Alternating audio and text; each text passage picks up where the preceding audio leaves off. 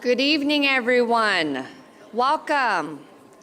Thank you for being here, and thank you to those viewing remotely.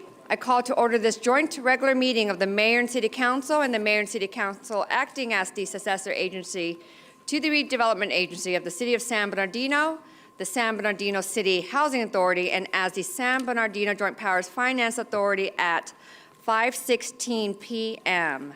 Madam City Clerk, please call the roll. Councilmember Sanchez? Here. Councilmember Ibarra? Present. Councilmember Figueroa? Here. Councilmember Charette? Here. Mayor Pro Tem Canas? Here. Councilmember Flores? Present. Councilmember Ortiz? I'm here. And Mayor Tran? Here. Thank you. Closed session report. Mr. City Attorney, is there anything to report from closed session? Thank you, Mayor Tran. Mayor and council met on all the various items listed on the closed session agenda. There is only one item that is reportable, is related to item A, conference with legal counsel, anticipated litigation, initiation of litigation pursuant to Government Code Section 54956.9 is one case. The council approved unanimously to initiate a receivership case, and the details of that will be publicly available when the case is filed. Oh, we're still here? That concludes my report, Mayor. Thank you. Thank you. There was a glitch. Moving on to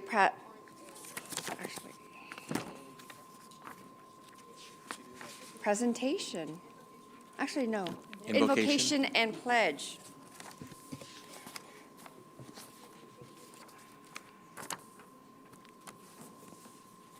Oh, where's that? I believe, I don't have that piece. We have, do you have the information on who's, can you announce that, Madam City Clerk, and also who's doing the pledge, please? Okay. For invocation and pledge, we have Dr. Clyde A. Stewart from Westside Worship Center, who will lead the pledge of, who will lead the invocation. And we have Bryce Walton from Bonnie Old Elementary, who will lead the Pledge of Allegiance. Thank you. Please rise.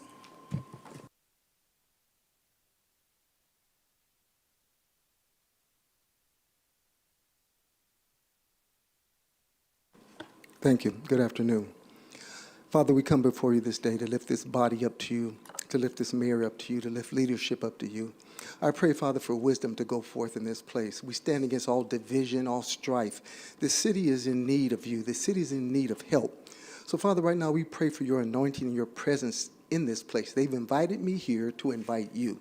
So I thank you, Father, that strife, deception cannot stay here. And what your will is, it will be done today. Those who have prayed already, those who have concerns, those who have situations that they think that will not happen, I thank you, Father, you will show yourself strong and mighty on their behalf. So I pray for the city of San Bernardino, the councilmen, the councilwomen, and the mayor, that they will operate, Father, in righteousness because you are the God of righteousness. So I set forth this meeting in your hands to give you all the praise and the glory for every good thing that goes forth in this place today. It's in Yeshua's name that I pray. Amen.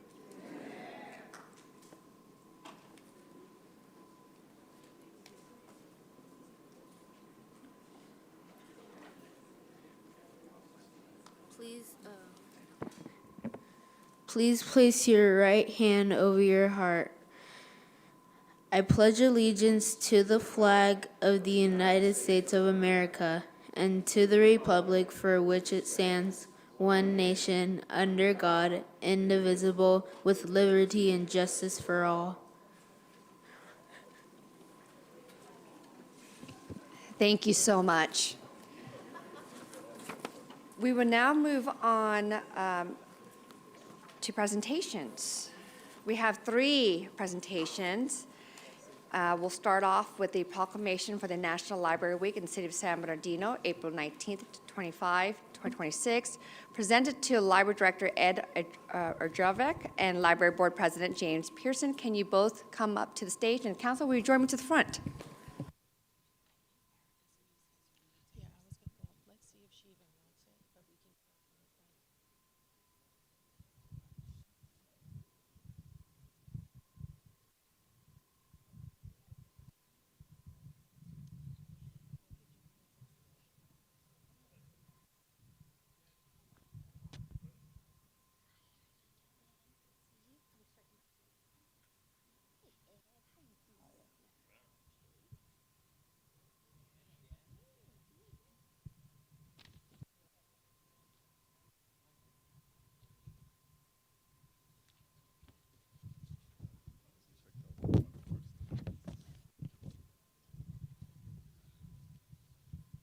Okay, we're all here.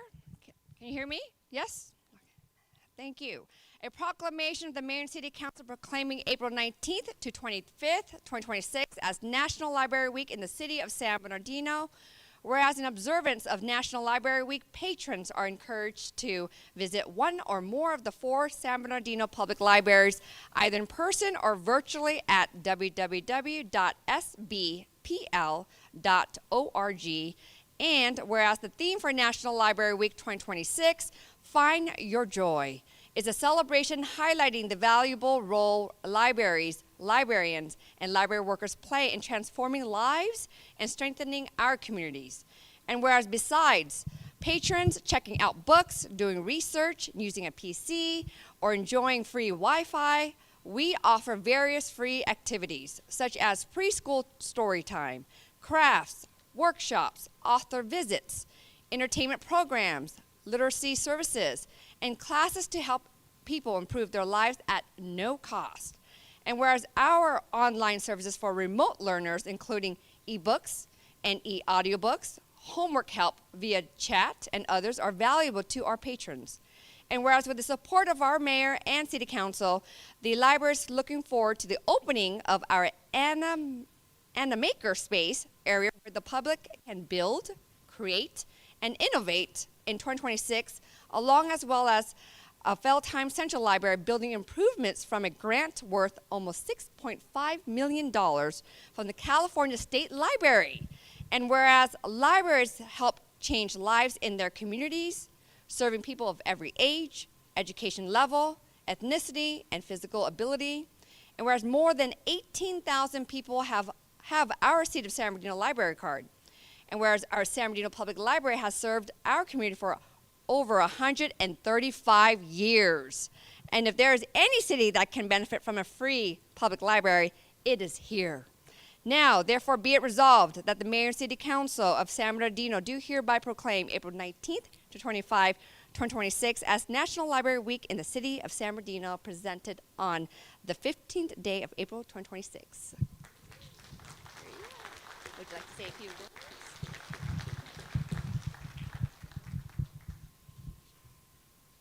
Thanks. Greeting from the library board. As proclamation suggests, there's a lot that goes on in the library, and we want to encourage most of that. It's that it takes a lot of people to do all of this, and I want to thank the mayor and the city council for their continuing support of what goes on in the library and outside. In addition to that I want to note that the Friends of the Library play an important role by having book sales, and then the money that comes from that goes towards the programs that you read about. But those could not happen if it were not for the librarians and the rest of the staff. And I also want to mention a very important person is Jeff Krause, who takes pictures of us and publicizes and gets us in the news, and so thank you for that. But really the important person here, and I'll turn it over to him now, is the library director, Ed Urjabek.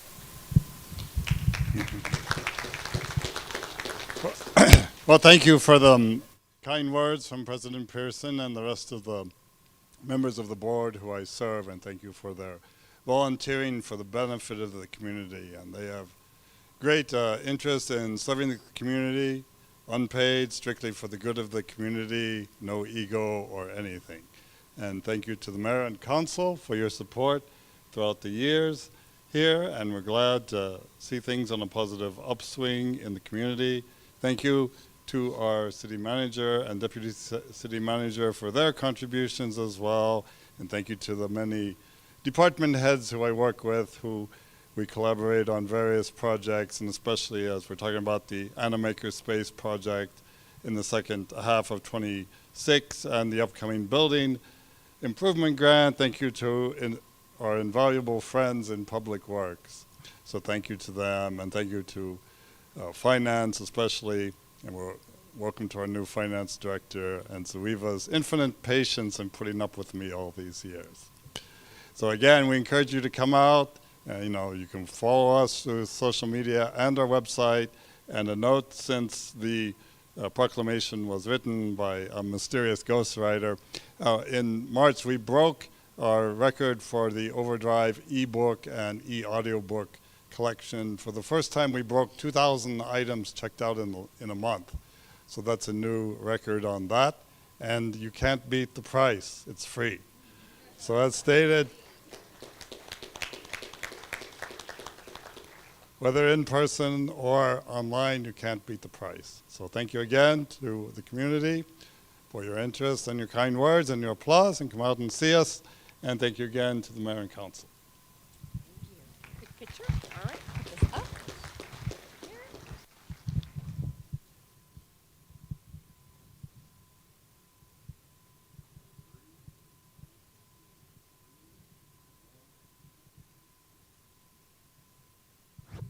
Thank you, thank you. Another round of applause, another 135 years, and nothing beats free. Thank you.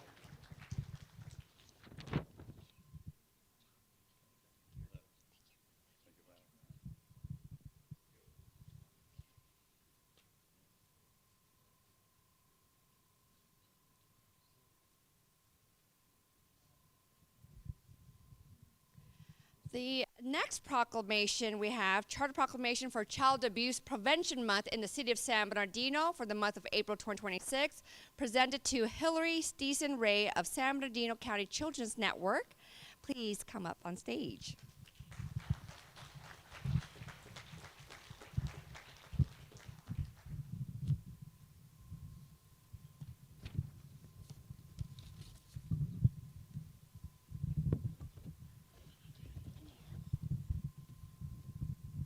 Proclamation of the Mayor and City Council proclaiming April 2026 as Child Abuse Prevention Month in the City of San Bernardino. Whereas April 2026 has been proclaimed as Child Abuse Prevention Month by the state and federal government for the purpose of promoting community involvement in preventing child abuse. All children have the right to receive the care, protection, and guidance a family provides. They have the right to be free from harm and to have their physical, emotional, and educational needs met. And whereas just over 30,000 children in the San Bernardino County were referred in 2025 to the Children and Family Services for suspected child abuse and neglect. Children's Assessment Center staff, Children and Family Services social workers, public health nurses, law enforcement officers, educators, behavioral health clinicians, and others in the field are dedicated, compassionate, and skilled individuals working under the enormous pressure to protect children. The prevention of child abuse requires rigorous solutions, energy, strength, determination, and commitment on the part of concerned citizens and the community. And whereas protective factors are conditions that reduce or eliminate risks and promote the social, emotional, and developmental well-being of our children.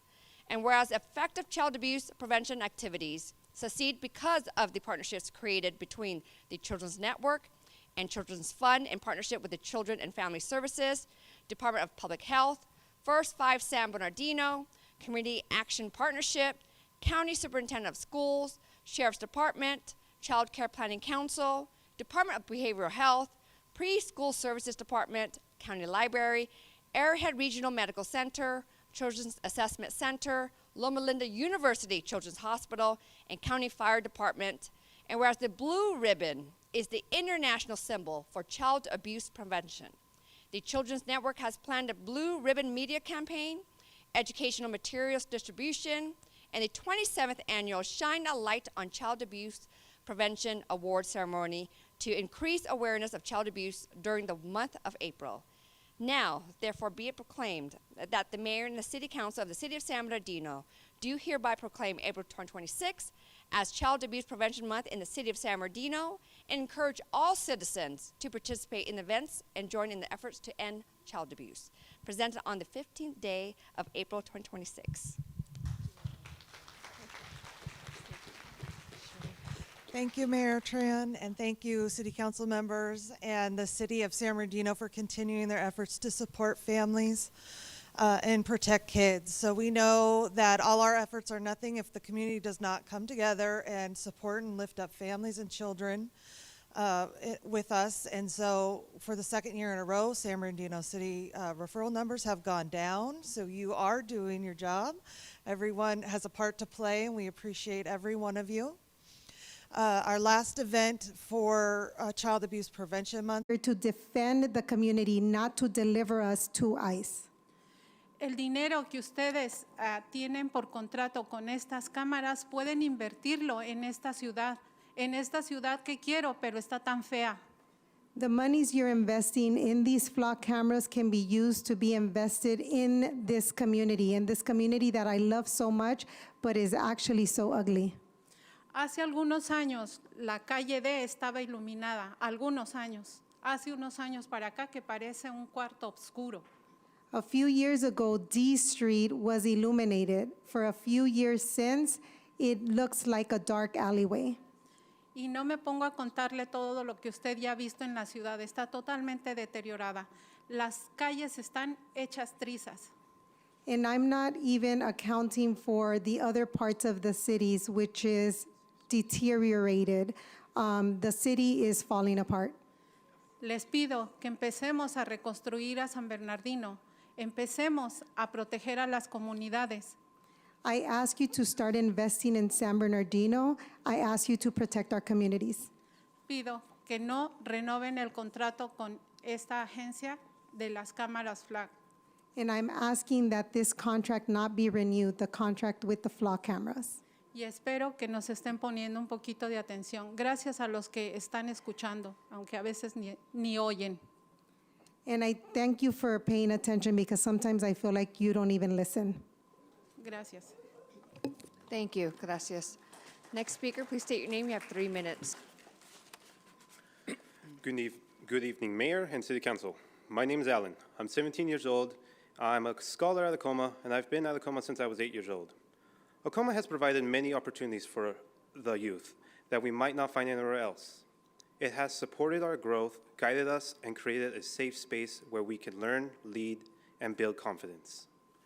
Having Acoma near our community can continue to provide more opportunities for the future generation. So I respectfully ask that you approve Acoma's lease renewal so the program can keep supporting and uplifting us youth. Thank you for your time. Thank you. Next speaker, please state your name. You have 3 minutes or 6 minutes. Buenas noches a todos. Mi nombre es Alberto León Vázquez. Soy residente de San Bernardino por más de 2 décadas. Good afternoon to everyone. My name is Alberto León Vázquez, and I've been a San Bernardino resident for more than 20 years. Estoy aquí porque estoy en contra de las cámaras FLAG. I'm here because I am against the flock cameras. Sabemos que esto es contraproducente para la población. We know that these are counterproductive for the population.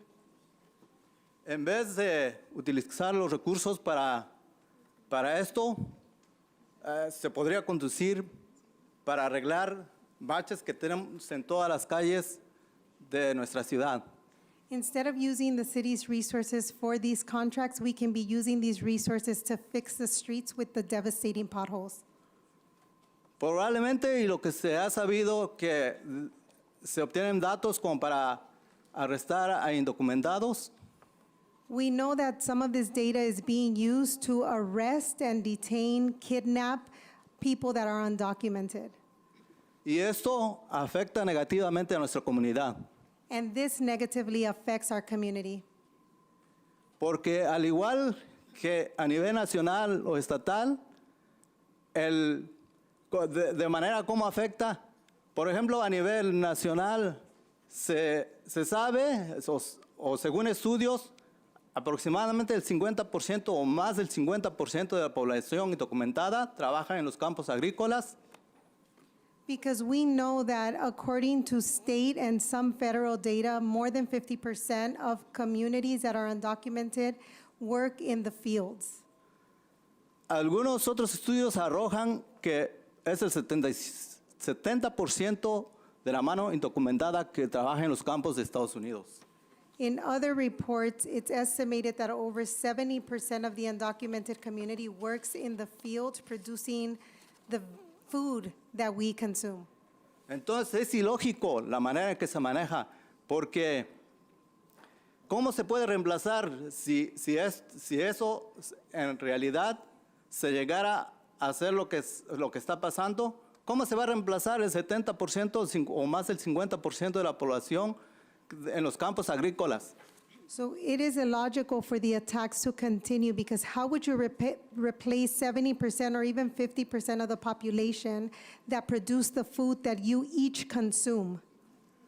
Afortunadamente, nuestro gobernador, Gavin Newsom, está al lado de los indocumentados y no ha afectado tanto como en otros estados, por ejemplo, la Florida, en donde el gobernador Ron DeSantis ha estado con mano dura con los indocumentados. Fortunately, in this state, we have a governor that protects undocumented communities, unlike states like Florida, DeSantis, who is attacking the undocumented community. Y por hablar nomás sobre los campos agrícolas de Florida, cuando empezó todo este problema, cómo se ha afectado y cómo subían los precios de los productos en los campos agrícolas. And so pay attention to Florida. How has the attack on the undocumented community impacted their economy and driven prices to increase? Esta población es parte de una estructura económica ya, parte de la estructura económica de un país. This population is part of a structure, part of the economic structure of this country. Entonces, al igual que a nivel nacional, aquí en nuestro San Bernardino ocurre lo mismo. Cuando agarran a una persona, y esto lo he visto por experiencia propia, desocupan los departamentos. ¿Qué pasa con esa gente? Compraba en las tiendas. Supe de una tienda que se cerró, probablemente por eso, porque son parte de, como decía yo, parte de una estructura económica de una sociedad, de un país, de una ciudad, de un estado. So similar to Florida, what happens to communities when they're disappeared? I know of a person that was arrested and removed from their apartment. So what happens to them? What happens to the economy once people are disappeared? They are part of the economy and part of this structure. Entonces el problema, por ejemplo, ahorita que se tiene contra Irán en el Golfo Pérsico, que tienen bloqueado la salida de los barcos petroleros. So similar to the conflict in Iran, who is prohibiting the oil transport through the strait. El estrecho de Hormuz. Hormuz Strait. Entonces, ¿cómo está la gasolina ahorita? So how are the gas prices being impacted now? Y como es base de toda economía, ¿cómo está la inflación de los productos? And since this forms the basis of our economy, how has that inflated our gas prices? Entonces no sabemos cuánto se prolongue esta guerra y qué tanto se siga bloqueando el estrecho de Hormuz. So we don't know how long this conflict will continue with the blockage of the strait. Tenemos en nuestras manos las decisiones, porque ahorita hay muchos medios informativos alternativos en donde podemos echar mano, porque Gracias. Thank you. Gracias. Next speaker, please state your name. You have 3 minutes. Good evening, Mayor and Council members. My name is Soleil Campo, and I'm 13 years old, and I'm here asking for you to proceed with the lease for a community center, since it had provided many scholars with opportunities and exposures to new things, an example being the robotics program. Myself and many students would greatly appreciate it if you do. That is all. Thank you for your time. Thank you. Next speaker, please state your name. You have 6 minutes. Hola, nuevamente. Soy Ana. Soy miembro de la comunidad del aeropuerto de San Bernardino. No estamos de acuerdo en que se renueve el contrato de cámaras FLOT. Paren ese contrato. No hay privacidad. A ti también te tienen vigilado. No estoy de acuerdo que le pasen información a ICE de nuestra gente trabajadora, emigrante. Mi gente viene a trabajar, a limpiar tu casa. tu jardín, a construir tu casa, a limpiar lo sucio que tú no haces. Ese dinero que se usa para las cámaras, que se use para mejorar San Bernardino. Muévete, político. ¿Pides mi voto? Yo te pido que hagas mejoras en nuestra comunidad y nuestra ciudad, como áreas verdes, centros de capacitación para gente trabajadora, parques, plantar árboles para limpiar toda esta contaminación. Nuestros impuestos son para mejorar nuestra ciudad, no para cámaras y pagar a ICE. Fuera cámaras y fuera ICE.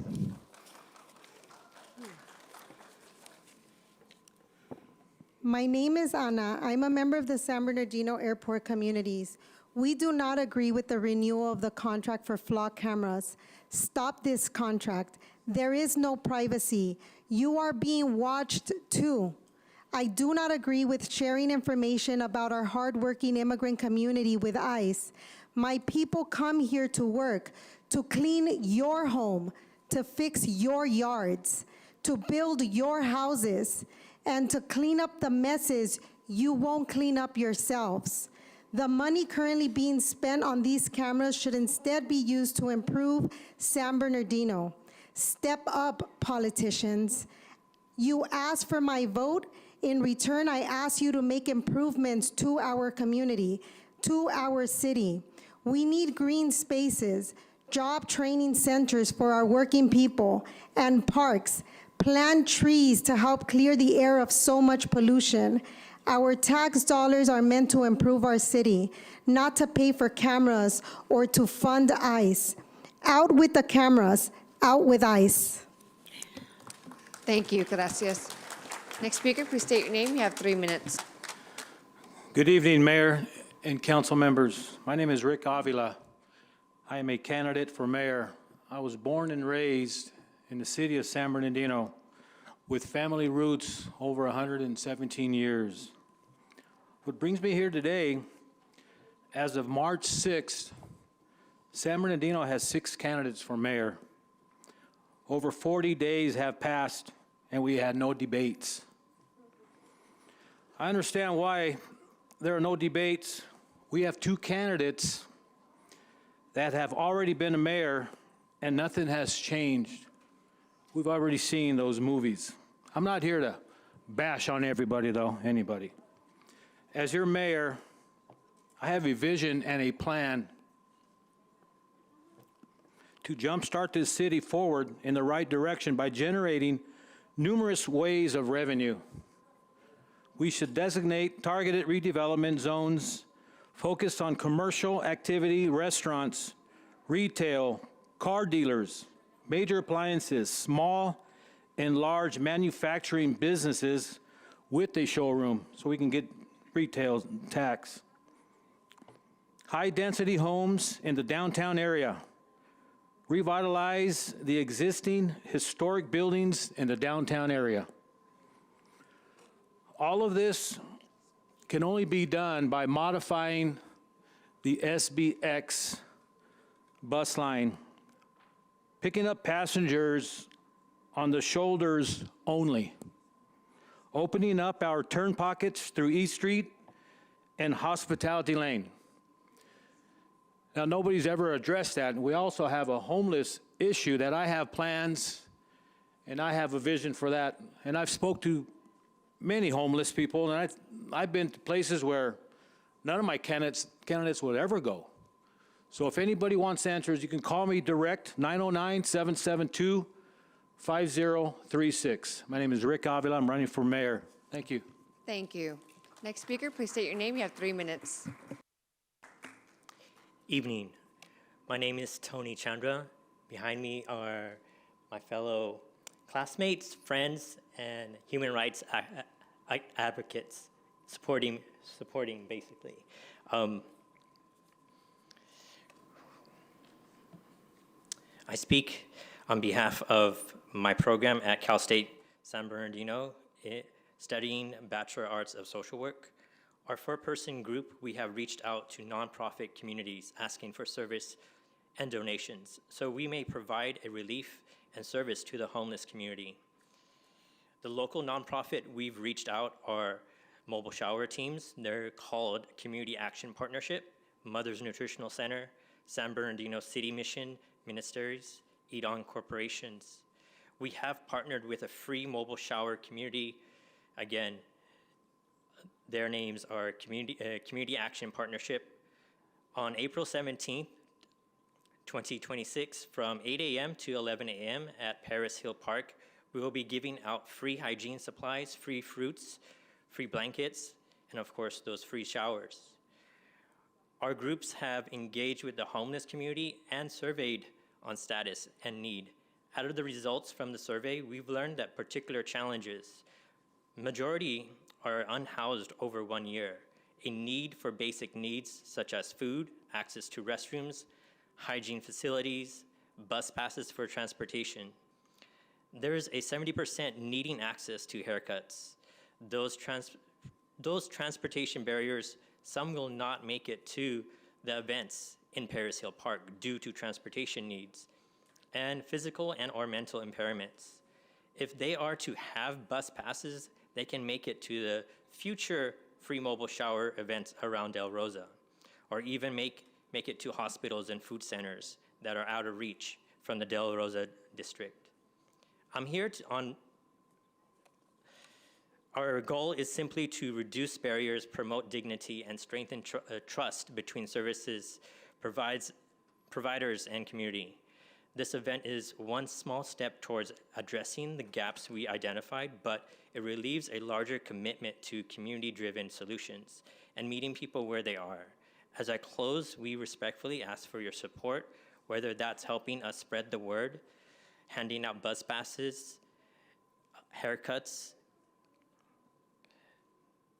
and connecting us with additional resources, or supporting future efforts that brings basic needs services directly into Del Rosa. Your partnership can help create a more compassionate and accessible environment for our unhoused neighbors. Thank you for your time and for the work you do for our city. Thank you. Thank you. Next speaker, please state your name. You have 3 minutes. Good evening, City Council and Mayor. My name is Connor Bush. I'm also a Cal State San Bernardino student with the social work program. The only difference between our group and theirs is that we go to the Palm Desert campus, they go to the main campus. But we also have chosen San Bernardino as our community of interest and where we want to focus on helping the community with an action plan also. I'm joined here by Jeremiah Maddox, Alondra Nodal Diaz, and Brenda Castillo, who is videotaping this public comment.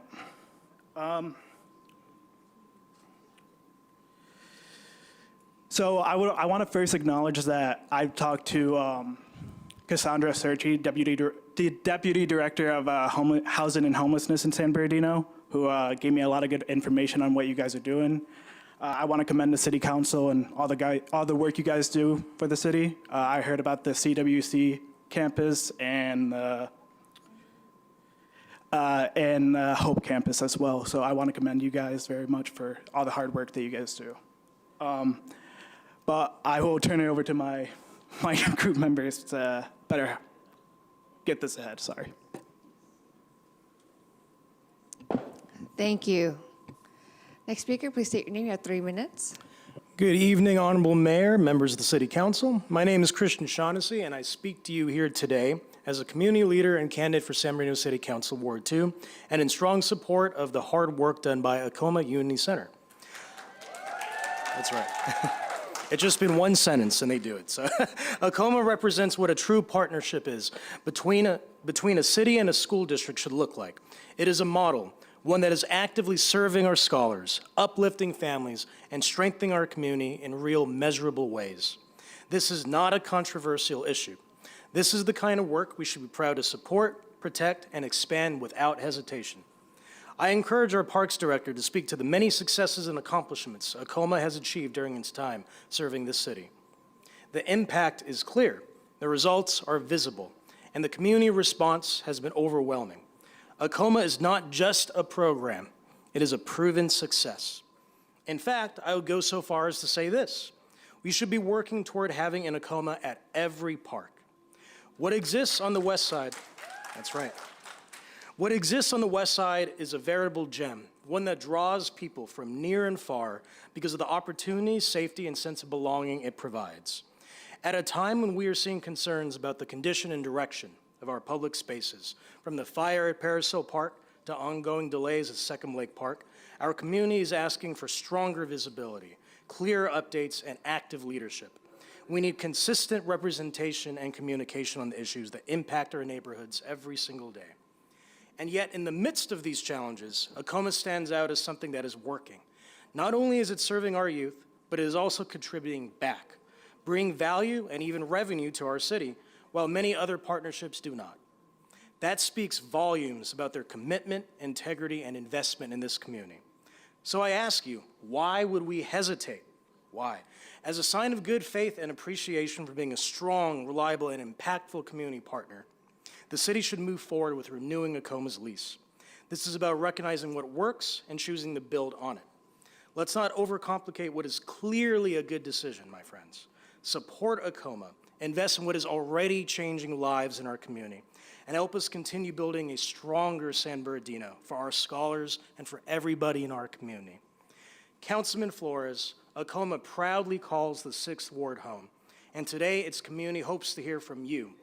Everybody, please stand up by leading the motion and approving the motion to go with the renewal of this lease.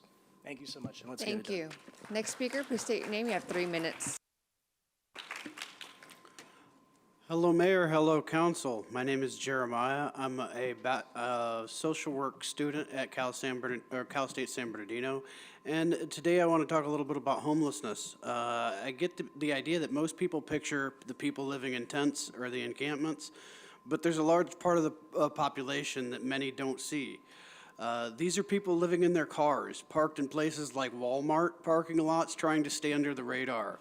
And the reality is we don't really even have clear numbers of how many people in San Bernardino are living this way.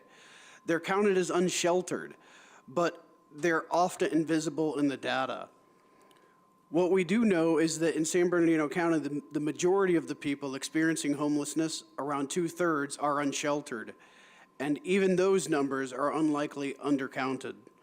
So a significant portion of the people are already living outside the system, including in their vehicles. The thing is, many of these individuals are closer to stability than we think. Some of them are working, have families, but one emergency pushes them into living into their cars. One solution I'd like to highlight is the safe parking program. A program like this would create designated areas where people living in their vehicles could legally park overnight with access to basic services like restrooms, trash, and security. But most importantly, it would also include outreach workers, people that can connect individuals with housing resources, job programs, and mental health services. And this isn't just an idea.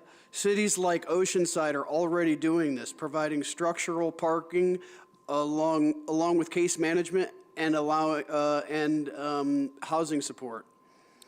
This approach meets people where they are instead of waiting for their situation to get worse and living on the streets. It's also more cost-effective and relying on emergency response systems after a crisis happens. I'm asking the council to consider a pilot program similar to this safe parking program here in San Bernardino with built-in outreach support to address the needs of this often overlooked population. Because if we're serious about addressing homelessness, we need to start by seeing the people that have been left behind. Thank you. Thank you. Next speaker, please state your name. You have 3 minutes. Good evening, council members. My name is Jasmine Robles, and my colleagues are Alexis, Mariah, and Cassandra. We are social work majors at Cal State San Bernardino. We are here to speak about food insecurities in South San Bernardino. Based on our assessments, we have noticed a lack of access to affordable food in this community. This not only impacts hunger, it affects people's health, education, and quality of life. From our observations, we there is a limited access to grocery stores, transportation challenges, rising costs of food, and fear because of the current political climate that we are in at this moment, which makes it very difficult for individuals to meet their basic needs. While we acknowledge the countless attempts of taking care of this issue, we see that food insecurities in this community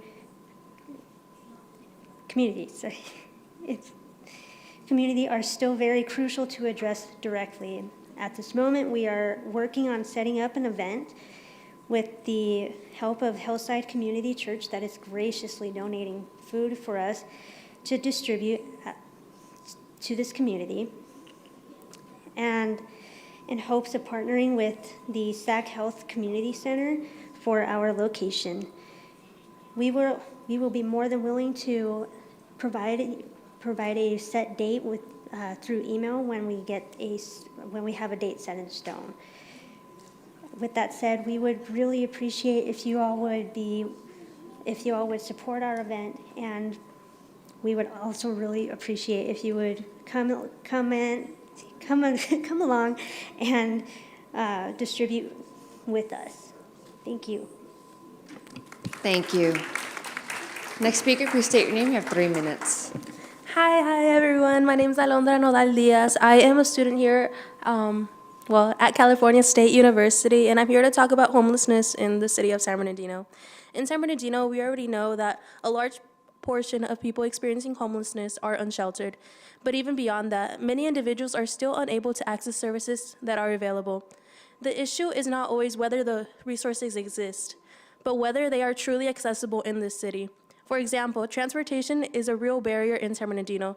Services may be spread out, and without reliable transportation, it becomes difficult for people to consistently reach these shelters, appointments, or even support programs. Documentation requirements can also prevent people from getting help, especially for those who have lost their IDs or important documents or don't even have an address for these.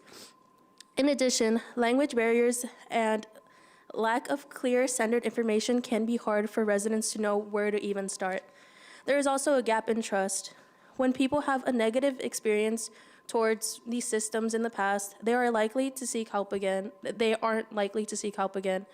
even when they truly need it. All of these creates a disconnect between the services in San Bernardino and what people are actually able to use.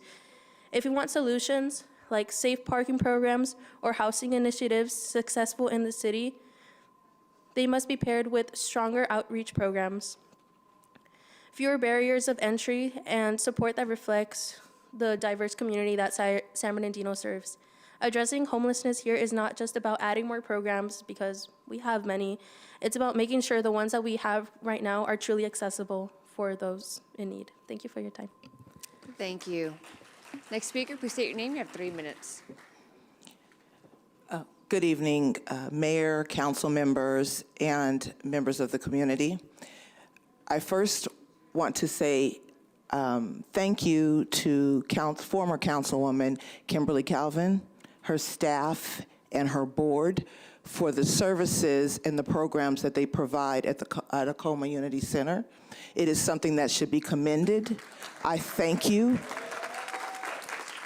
It should be a no-brainer that your lease be extended, but if it is not, I want to state the obvious. Please extend that lease. There's a program there that is working, and that is exactly what we need in this city. And I thank those golden agers for coming out, those golden agers for coming out, those who could stay and those who had to leave, but they respect the program enough to be here and support it. So I just ask that you take that into consideration when you're making your decision tonight. And I now want to move on to one of the reasons I stood up. My name is Amy Malone, and I am running for mayor of San Bernardino. I'm here tonight to acknowledge the recent appointment of our new finance director, Mr. Romney. I believe he was here earlier, but I do not see him in the audience now. As members of the community, it is critical that we have a clear and transparent understanding of the current state of our city's finances. Therefore, I ask, has an assessment of our budget been done? And if so, are we in a stable position? Are there any risks we should be aware of? These are important questions that need to be answered. I'm not here to point fingers, rather to ensure we are being proactive and getting in front of any possible financial issues facing this city. Now, if an assessment has already been completed, that's wonderful. I'd respectfully ask, where can the public access those findings? Again, this is just about transparency. I'm not pointing fingers. Our city is still recovering from bankruptcy, and we cannot afford another financial crisis. That is why it is imperative that we have a strong oversight, clear reporting, and know what's going on with our finances. There has to be accountability. If we are in good financial state, then I think that should be acknowledged as well. Let us know that so we can celebrate your efforts. Additionally, I recently came across information from a Fullerton City Council meeting that was online. It was a video, and that raised a red flag for me regarding oversight and financial tracking. Part of the discussion mentioned our current city manager, Mr. Levitt. There was a question about his accuracy in assessing their financial stability. Again, I want to make it clear, I'm not pointing fingers, I'm just asking questions. Thank you. Next speaker, please state your name. You have 3 minutes. Good evening, Melina Enriquez, president of the City of San Bernardino Young Democrats. At a previous city council meeting, Benito Barrios, candidate for the 2nd Ward, threatened to sue the Democratic Party and 14-year-old Andy Fuentes for slander, after we didn't endorse him and publicly explained why. As Barrios said in the March 18, 2016 city council meeting, if there's merit to it, by all means, I own up to it. All the things that are being said, but there is none. There is none at all. Instead, we found this in our vetting, which is why our 2 local chapters of the Democratic Party are now calling him to drop out of the race. When former Councilman Barrios was caught selling guns, ignoring the people's public comments, he told the San Bernardino Sun on September 23, 2015, the perception is very bad for the people, and I'm aware of that. It'll probably never happen again. Probably. Then after he was pulled over on a traffic stop, he called the police chief. Casey McDuff from the Press Enterprise on March 10, 2015, asked if he was going to ask for leniency from the police chief. His answer? He wasn't, that would have been unethical. Cassie McDuff replied, but calling the police chief in the middle of the night after a traffic stop, that's ethical? He just calls the police chief whenever anything happens in his ward, he said. The Sun on February 6, 2015 reported that Barrios had been fugitive from the law twice, including the night he was pulled over by the police as a sitting councilman. Barrios, in a public statement on July 6, 2016, also endorsed former Mayor John Valdivia. Councilman Valdivia is an independent leader who focuses on getting the job done. That's exactly the kind of public servant we need in the mayor's office. Then, as the San Bernardino County Sentinel reported, Barrios endorsed Trump for president. This is what Benito Barrios said in February 13, 2017, letter directly to Donald Trump that asked for aid that was conditioned on more immigration enforcement by the DOJ. We are honored to have you as our president, and we are looking forward to working with you and others from your team to help make our nation great again. If our combined efforts prove successful, it could serve as a model for other cities grappling with such issues. When the San Bernardino Sun and Press Enterprise reported on the controversy behind this letter, Barrios gave 3 different stories. In one March 7, 2017 article, he said he disagreed with it, but signed because he trusted the signatures of the city attorney and police chief. In another February 27, 2017 article, he said, I read the first paragraph to see if it was the same. What I understood was it was about the crime that we had. Then at the Press Enterprise pointed out in an editorial on March 3rd, 2017, since the release of the letter, Barrios has explained that he directly actually read the letter he signed. Thank you. Next speakers, please state your name. You have 3 minutes. Good evening, Mayor and council members. I'm Malnali Garcia, 15 years old and a 10th grader at Cajon High School. I'm here to talk about my experience in Tacoma Unity Center and to encourage the lease renewal that you guys have with them. As just someone who has very few months here in this center, I have to express my gratitude to all of them because they've provided so many programs. I'm part of a robotics programs, and it gave me insight on the field of engineering that is not as exposed and is in need of younger people.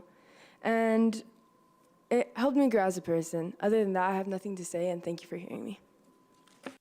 Thank you. Next speaker, please state your name. You have 3 minutes. Good evening. My name is Keith Benitez. I'm a member of the City of San Bernardino Young Democrats. I'm here tonight because a 14-year-old member of our organization and the San Bernardino Luncheon Club did something brave. Andy Fuentes used his right to free speech in public comments to refer to events that were on the news, that are public and documented. He criticized a candidate's record. That's not slander. That's his right as a citizen. He's allowed to say what he wants if it's public knowledge. And he was threatened by a frivolous lawsuit to his free speech. This is why our 2 party chapters are now calling for Benito Barrios to drop out. Society teaches young people to use their voice, to get involved, to show up at public meetings like this one, to speak the truth, to speak on to our belief. That's what powers our communities. What message does it send when our candidates, like Benito Barrios, are suggesting suing a 14-year-old? What is that supposed to show our political parties that this is allowed, that we are allowed to do this? Our chapter stands with Andy Fuentes, and we stand with people of whatever political party who want to speak their mind. We are allowed to have opinions. We are allowed to speak whatever we want as long as it's not hurting anybody. We stand with Republicans, conservatives, everyone, not just Democrats. Whoever we will keep whoever speaks, we will keep showing up for them because they deserve the right to be safe, to express their opinions, what they feel. They should not be afraid that somebody with power can threaten their right to speak or be silenced. That is what it is to be an American. That is their right as a citizen, or to become one. That's why we come to this country, and that is what we are given as the rights of this country. I don't know if you guys remember that, but that's part of our thing, I think. Bye. Thank you. Next speaker, please state your name. You have 3 minutes. Good evening, Mayor and council members. My name is Alani Chapman. I've been a part of Acoma Unity Center since the 3rd grade. I grew up in that building. I learned there, and the leader I am today started there. Acoma is not just a program. It is a leadership pipeline and a family. Because of Acoma, I served on the 1st Youth City Council for the 6th Ward. Today, I am the SBVC ASG Student Senate Secretary and the Region 9 Vice Chair for Student Senate of Community College Council, representing thousands of students statewide. These roles happened because Acoma poured into me and gave me a voice. Every program shaped me. Girl Scouts and Drip Squad gave me a community. ADAP taught me mental health. Digital arts taught me entrepreneurship. And the garden taught me sustainability. I went from a little girl in those classrooms to a mentor working for Acoma Unity Center today. I like giving back to my generation, and that is why I am asking you today to approve the lease renewal for Acoma Unity Center. Investing in this space is an investment in the future leaders of San Bernardino. Acoma is truly where the heart is. Please support this lease and keep that heart beating for our community. Thank you. Thank you. Next speaker, please state your name. You have 3 minutes. Good evening, Council. My name is Georgia. I was surprised to hear previous Council Member Alexander's comment, and I disagree with much of what he said, except that you, Treasurer, are a liar. You can't call yourself a truth teller anymore. You told the public you were never arrested. Many of us I didn't believe you, but many people believed you. I was there when you stood up and called Jim Penman a liar. You said you were never arrested, then you changed it to you were only detained, and then you became a victim of domestic violence. These are not the same stories. You also accused Penman of unlawful access to Colette's, which triggered an investigation and pulled support from PD away from your opponent, and now we know that wasn't true either. Your supporters continue to repeat that. They went after your opponent, pushed this narrative that you were the victim, and your opponent lost. So your lies weren't harmless. They actually influenced how people saw that race. Now let's talk about the Animal Control Commission meeting that you went to. You showed up with staff and Calvin to defend the incompetent former director regarding the animals that were being killed for space, and at that time, you were referencing the $185,000 brand new kennels that were collecting dust in the back. Instead of addressing that, you blamed other departments and said you had a public records request to back it all up. I actually checked, Treasurer. Those records were never found. You lied. So you stood there, used records to support what you were saying, and they weren't there.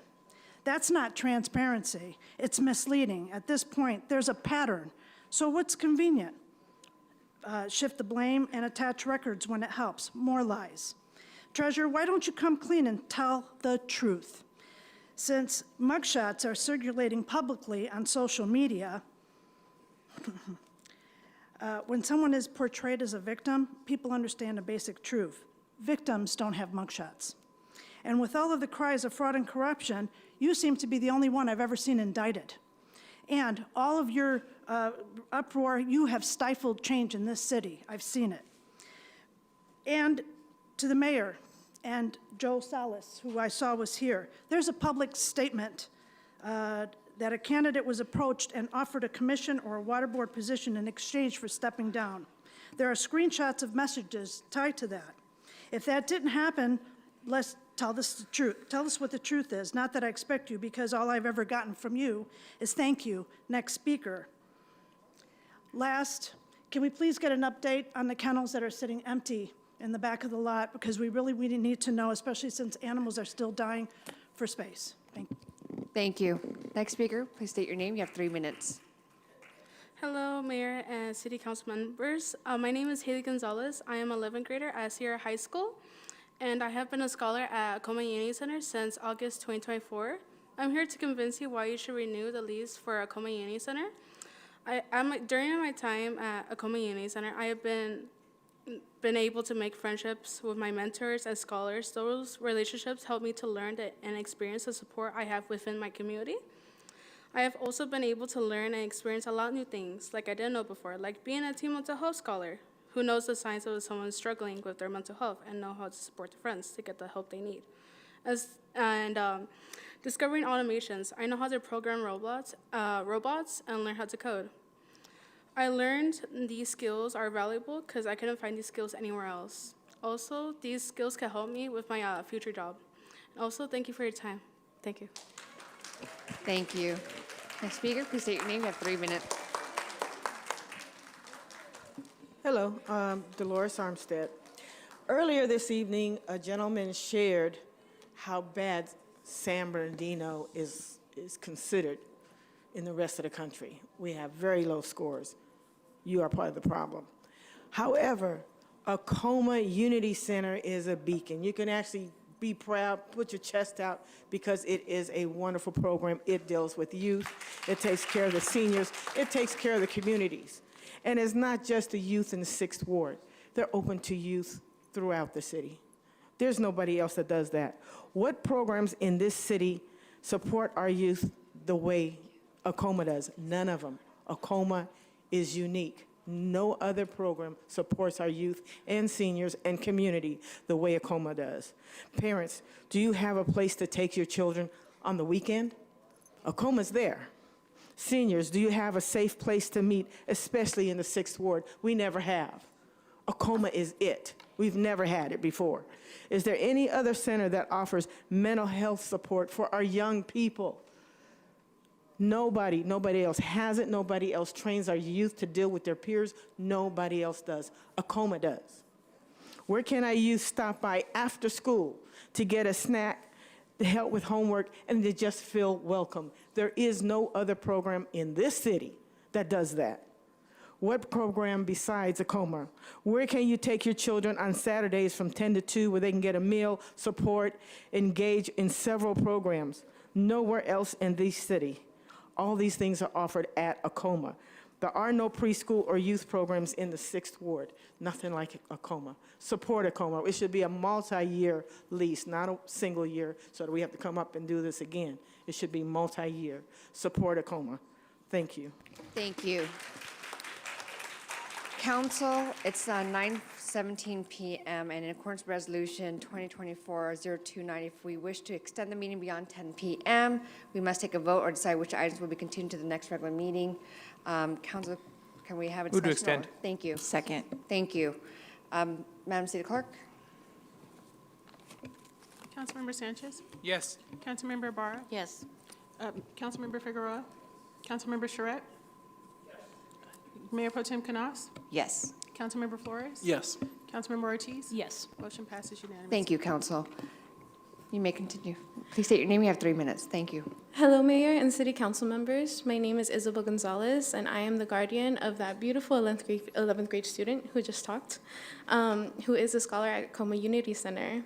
And I'm here to speak in support of Acoma Unity Center today. Acoma has had a meaningful impact on my scholar and my household in many ways. I was 26 when Haley and me were brought together, and the very first thing I thought was, how in the world am I going to raise a teenager? And for the first time, I looked to my community for support, and I found it. I found Acoma Unity Center. And it was like a beacon, in a dark place for us, because I didn't know what to do, and she was in a new place without her siblings, That's a hard time for both of us. And Acoma was there for us. Mama Kim was there for us. They give us a family and a place for us to belong and a place for us to get support. Through this program, she has been able to do so many things, go on so many field trips, experience new things, learn about mental health, about automation and robotics, and just, find pathways that she can take that weren't there for her before, that weren't even possibilities before. I cannot express how thankful I am for them, how much they do for the community, and how there's nothing else around them, around here like that. Without them, I don't know where I would have landed. I know in the end I didn't have to worry because she's an awesome kid. But being a parent in San Bernardino is a little bit hesitating sometimes. I didn't know where was a safe place for her. And I'm so, so happy that I was able to find Acoma to be that place for her. So thank you. Thank you. Next speaker, please state your name. You have 3 minutes. Good evening, Mayor and members of City Council. My name is Chache Wright, and I stand before you as a native community member of San Bernardino, born and raised in this community, and as president of the San Bernardino branch of NAACP. Growing up here, I had access to programs, space, and activities that not only kept me engaged, but encouraged me, supported me, and guided me away from paths that could have led to a lot of trouble. These programs helped shape my direction in life and instilled in the values of education, ultimately leading me to become a proud graduate of Morehouse College in Atlanta, Georgia. More importantly, that same foundation of support inspired me to return to my community and play an active role in giving back. And as much as the blessings as those opportunities were, none of them could hold a candle to the quality of impact that Acoma Unity Center has on our community. Today, those kinds of opportunities are few and far in between, and in a time where safe, structured, and empowering environments for youth are increasingly scarce, Acoma Unity Center stands as a beacon of light, embodying the very resource and opportunity that so many of us once had, and that our children so desperately need today. I have personally volunteered at Coney Unity Center and witnessed firsthand the impact of the programs. I've seen young people gain exposure to careers and industries that might have otherwise been out of reach for them. I have seen children find their voices, strengthen their minds, and begin to believe in themselves as leaders in this community.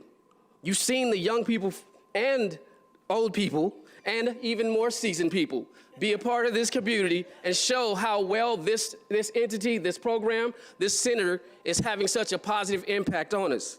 Our children our children deserve to have this type of facility and spaces. Someone uplifted it before, and I want to echo that. We should be trying to replicate this type of center in our city.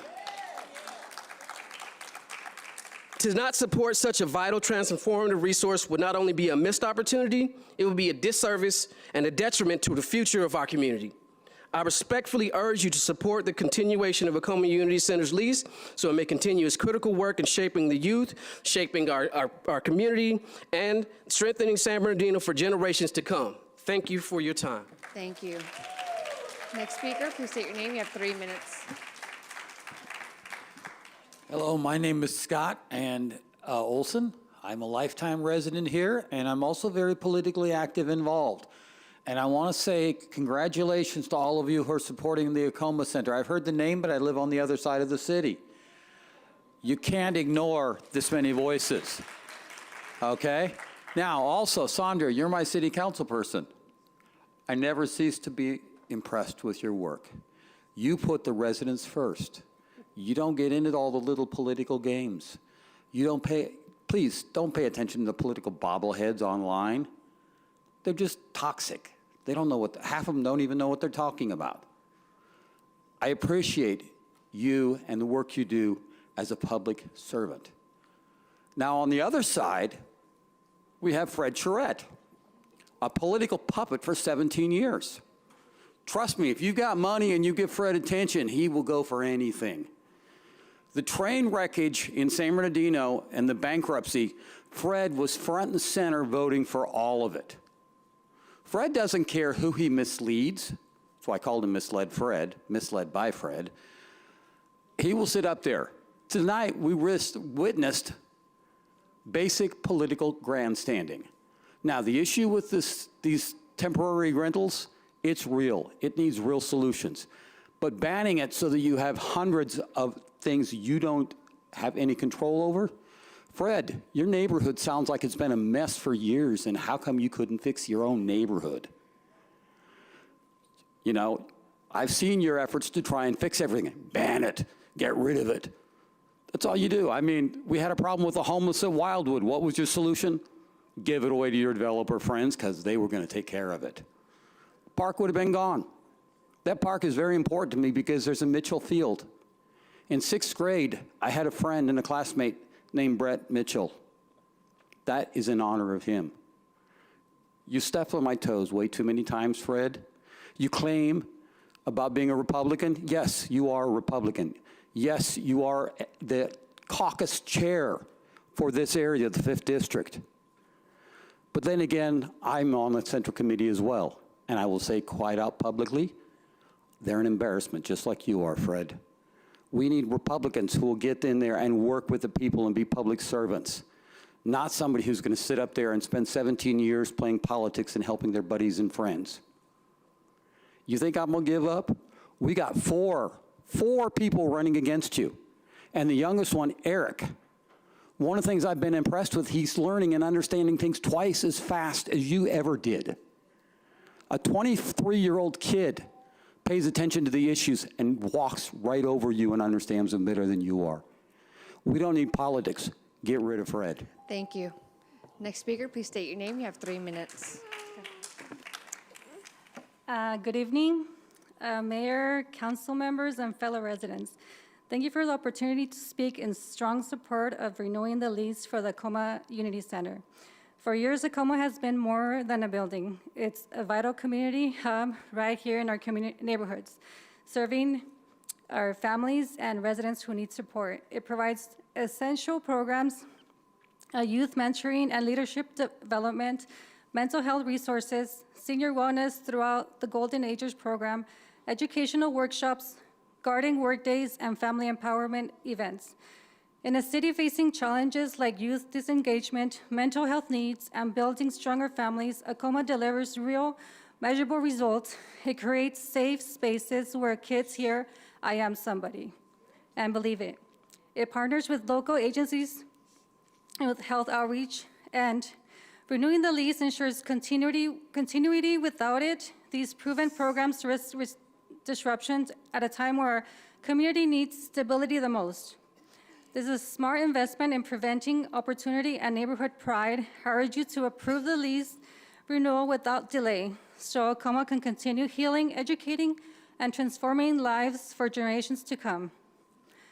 So we are not born and raised in San Bernardino like everybody says, but we purchased our home 8 years ago, and my daughter was 1. And I was looking for places to take her because I was pregnant with another one. So I found the ACOMA. They had a gardening program, and I was able to take my daughter to go pick strawberries and just do activities with her.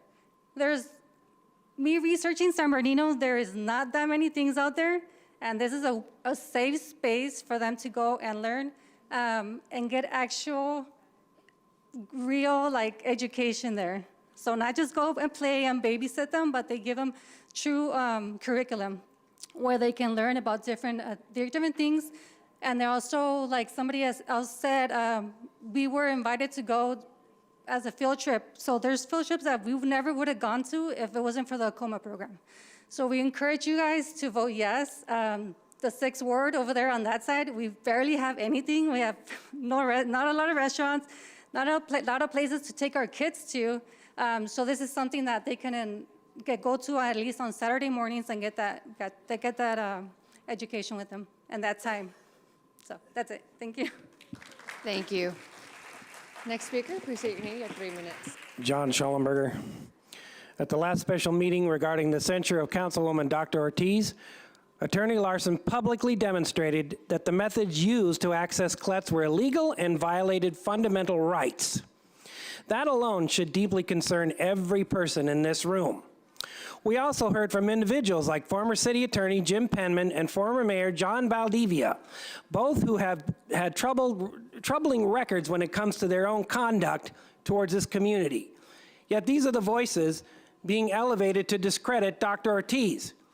Even more alarming, Mr. Valdivia publicly testified under oath that Dr. Ortiz threatened his life and his family. However, video evidence and your own police reports contradict that claim. That raises a simple but critical question. How are we supposed to trust testimony that's not even supported by facts?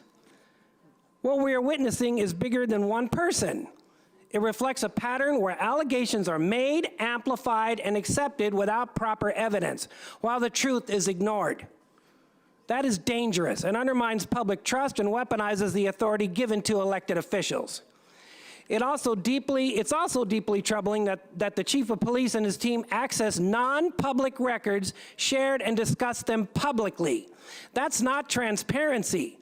That is a violation of privacy and misuse of power all over again. And when council members such as Kim Knaus participate publicly pressing for deeply personal details to be discussed, it crosses a line from governance into public humiliation. That kind of conduct has no place in a professional or ethical proceeding, and we saw that was your only goal. I hope that none of you ever have to endure the humiliation of what you personally put her through. No one should go through that, especially for personal and political gains. Our community and police department deserve better. We deserve accountability, integrity, leadership, guided by facts. Not politics, not personal agendas, and not coordinated attacks. I'm calling on the city manager for the following. Follow the evidence, ask hard questions, examine the relationships, the influence, and the decision-making process that led us here, and conduct your own independent investigation. By interviewing Dr. Ortiz, her witnesses, and finally, look at her evidence. I will be following up with you, Mr. City Manager, regarding this matter. Because when trust is broken at this level, it is not just by one person who is harmed, it's the entire community. My mother has been dead a month tomorrow.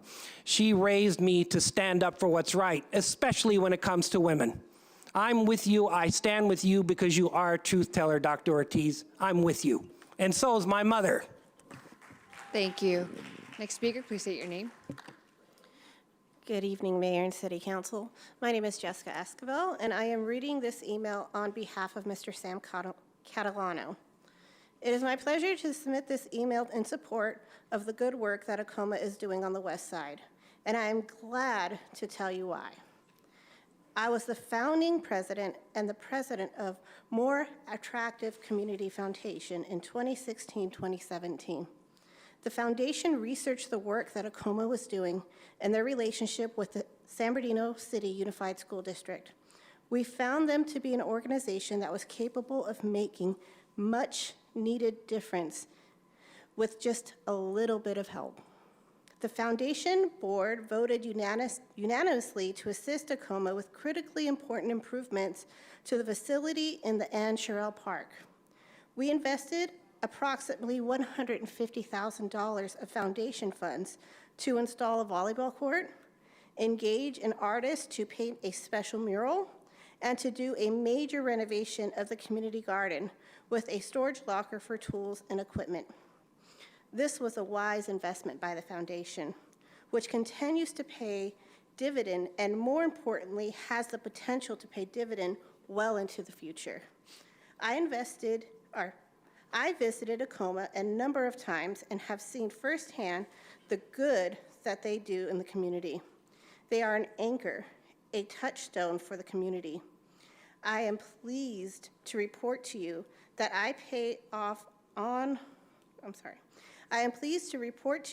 the payoff on our investment will accrue to the community long into the future via the scholars they are creating.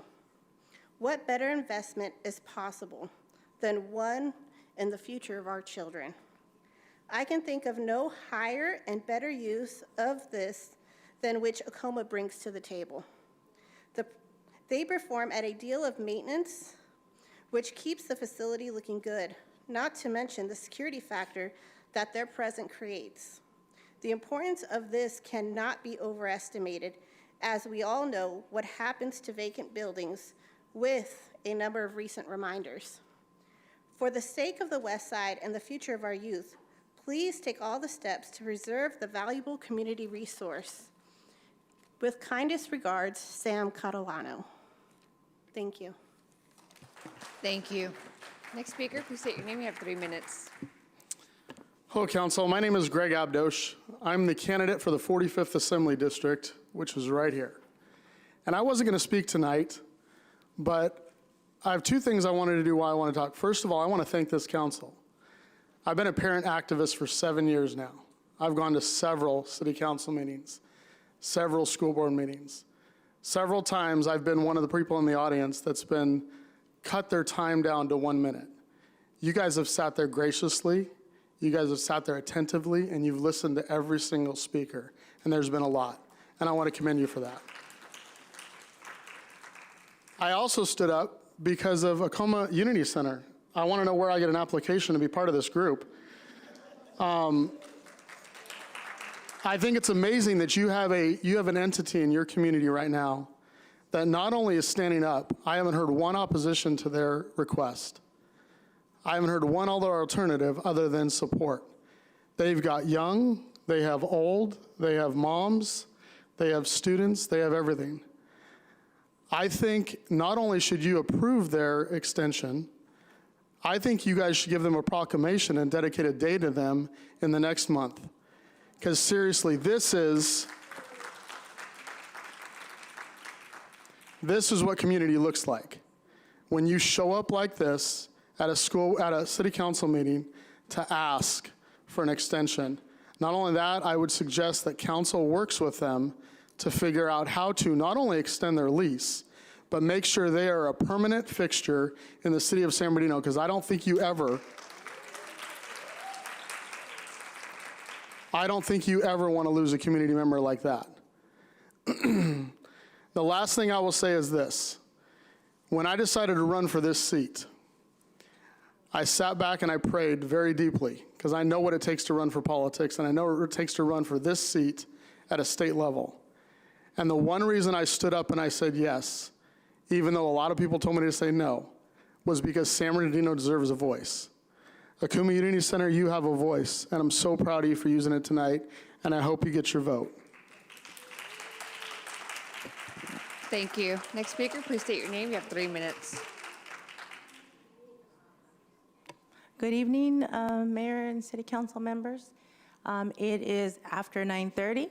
I woke up 5:30 this morning, so we're all here late. I appreciate the fact that you're listening. So I'm here to speak on behalf of Acoma. Acoma is where the heart is. I have some note cards, but you've heard a lot. So let me just start with, my son attended Acoma. And please read the emailed comments because he did submit a comment. He's currently in the state of New Mexico, attending Western University. I'm sorry, I haven't spoke for a minute because I've been, so let me just tell you. My son is at the university right now, Western New Mexico University. We have no family there. He is there because of Acoma. He participated with Eloise Reyes Young Legislators. He participated with Irvine Life Fest program for a week. He participated in a host of things. So now he graduated with a business management in December. He's graduating May 8th with a bachelor's in accounting. He just recently obtained a license in insurance for auto and residential. He's been a 3.5 and above student the entire time. He was a resident aide for 2 years, Black Student Union president for 2 years. He's worked 2 jobs for the 4 years. He's currently a student senator at the university. He's a DJ on Thursday nights for the city. He's done voluntary taxes in the city, and he's planning on bringing that all back here. Furthermore, my husband and I, we also engage in community. I usually don't come out because there's people also that work in the background. There's people that work in the front. I am very deep in community. I work with youth. My husband got an award in Rialto for Hall of Fame for sports coach. And we just had 2 students that went to Acoma that weren't even planning on graduating. They didn't even care about school. We took them to Acoma. My husband and I worked with them. They stopped by our house the other day. One of them is getting a degree from Valley College. The other one is transferring to Arkansas Baptist College. And he's planning on coming back and giving back to this community. And another thing, if we save one, then we save all. I am one of those. I am one of those people that came from the weeds, from the concrete. I am that miracle child. I wasn't supposed to be here. Please remember that. Thank you. Next speaker, please state your name. You have 3 minutes. My name is Al Palazzo, Mayor, Council Member, City Manager. When I stand here, every time that I come and I talk about economic development, I'm talking about revenues, how to create jobs for the people in San Bernardino so that this city will have revenues. I designed the mall site that I gave all of you to be a destination and to bring revenues to this city. It is better than Victoria Gardens, better than Ontario Mills, better than Terra Vista. It's all of that and better. If you were to read this, I estimate that over 30 years, if this plan were built, the city would get about $1 billion in revenues. That is approximately what Ontario Mills has brought to Ontario in about 30 years. I believe we can also build a food court like the Haven City Food Court in Rancho Cucamonga. Just this week, I took 2 candidates on my tour to show them how we can diversify and raise the food desires that people would like to see in our city, in our downtown. This is color-coded. The core buildings on both sides of 3 promenades, green and yellow. The promenades are pedestrian spaces. They are free of dangerous streets to cross and are without cars to block the view of shops. Better than the Victoria Gardens. I estimate that this would double the size of shops that is in Victoria Garden. The green promenades, the yellow promenades are walkways. They have orange trees, celebrate our history. I remember going to the orange show, and later I went to the buffet, the plantation, and Bob Hope showed up, and he was about 3 feet next to me. So I can say I danced with Bob Hope. But my point is, we had a fair like the Pomona Fair, and I'm going to be there this weekend. I need the exercise. They have a few orange trees shaped like circles on Arrowhead Avenue. The beautiful blooming trees is how I named this mall. Thank you. 3 minutes, you. I can't say anything. Next speaker, please state your name. You have 3 minutes. Good evening, Mayor and Council. Tonight, we, the Acoma scholars, parents, staff, and our community partners are honored to share the magnificent work we have created together. Since 2016, Acoma Unity Center, a youth development organization founded to serve historically excluded communities of color, has focused on education and community transformation. Through programming funded by the San Bernardino Community Unified School District, along with generous grants and donations from organizations committed to community health and well-being, Acoma provides hands-on learning labs across science, technology, engineering, art, and math. In 2019, Acoma Unity Center received a $135,000 grant from the More Attractive Community Foundation to improve blighted areas within Ann Sherrill's Park, an investment for which we remain deeply grateful, especially to Frank Snitch and Sam Catalano. This donation was given to the City of San Bernardino on behalf of Acoma to revitalize key community space and transform it into a welcoming environment where children and families can gather. Through Acoma's daily presence, family-centered programming, and free community events such as the Jazz Festival and the Harvest Festival, crime and violence within Ann Sherrill's Park has become nearly non-existent. This is what it looks like when community is truly served. The before and after photos speak for themselves. They tell a story of transformation, hope, and pride. Again, we extend our heartfelt thanks to the MAC Foundation. While I cannot name every scholar and family Acoma has touched, I can share the facts. Acoma has served more than 6,000 scholars. Acoma has awarded 150 scholarships to local high school graduates and supported many through higher education. Acoma currently serves 5 charter schools. Acoma maintains a 5-year MOU with local colleges, including Cal State San Bernardino, UCR, San Bernardino Valley College Corps, Cal State Fullerton, Cal Poly Pomona, providing educational space for their scholars to intern in fields such as education, social work, and science. Through these partnerships, 66 interns have gained hands-on experience at Acoma. Through our digital arts lab, podcast studio, nature-based learning, automation and robotics, Drip Squad water education program, the documentary club, the drug and alcohol prevention program, the back-to-school giveaways, the toy and coat drives, Earth Day events, harvest festivals, Acoma has partnered with more than 80 organizations and nonprofits across California and within our local region. Acoma is critically engaged organization. We believe strong communities are educated communities, and we maintain meaningful relationships with our local, state, and federal elected officials to ensure our families' voices are heard. Thank you for your consideration of the renewal of Acoma Unity Center's lease. Thank you. And thank you for all the work that you do for the community.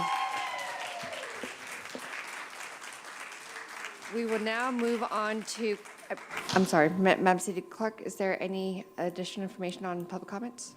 There's no additional speakers. I believe I called as many and then people just came up. But we did also receive written comments that have been distributed to the mayor and city council and are also available on the city's website. Thank you.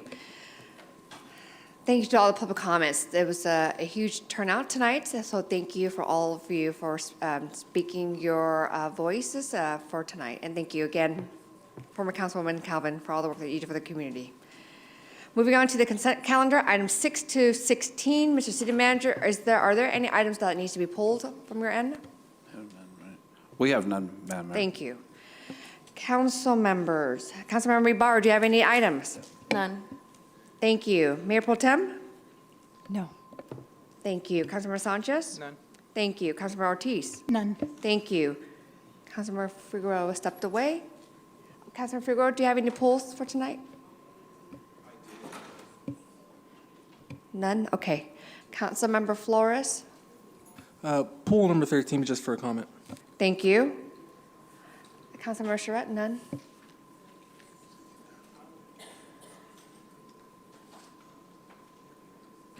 All right. With one poll, item 13, is there a motion to move the remainder? Motion. Thank you. There's a motion and there's a second. Councilmember Ortiz. Madam City Clerk. Councilmember Sanchez? Yes. Councilmember Ibarra? Yes. Councilmember Figueroa? Yes. Councilmember Charette? Mayor Pro Tem Canas? Yes.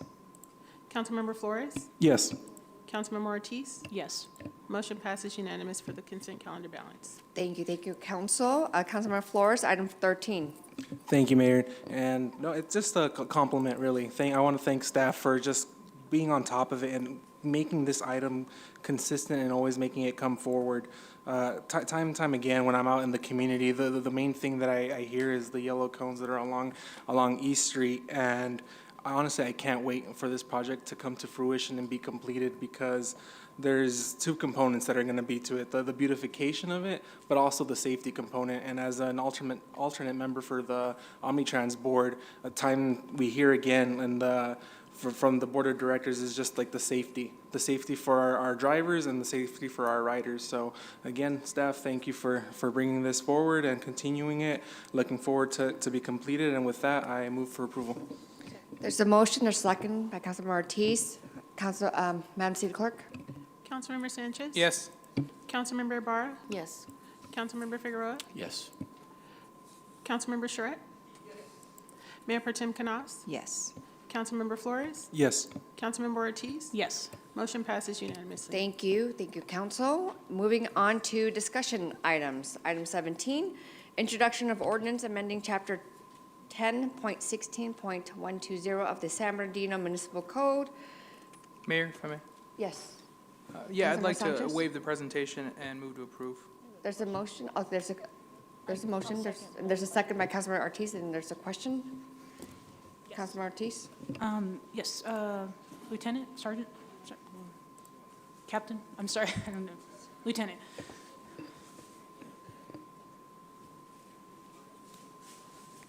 So when we're talking about, so this is for commercial enforcement of parked containers without the truck attached in commercial areas or also residential areas? It's in commercial areas and non-commercial areas, for sure.